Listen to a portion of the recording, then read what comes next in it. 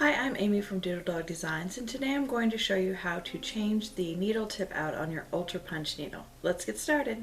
On each needle, on the blue plastic part, there is a small little circle that's imprinted on it, and in the middle of the circle has a letter. S for small, M for medium, and L for large. This one is large. If you want to change the needle tips, you take the tool and you see the little silver ball there. You're going to take the end of the tube and push in and move that silver ball up around this groove and out here, and it will all come apart.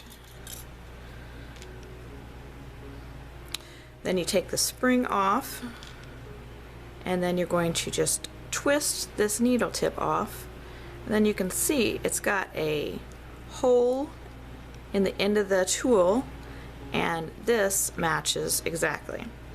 So to put a different one on, the small and the medium tips, you use this spring with the end that's narrower, and the large you use this spring here. So let's change to this tip, which is the small. So you want to take the tip and this tube right here and slide the tip into that hole and twist it, and then you need to take the spring and slide it over, making sure that the needle tip comes through the very end of the spring.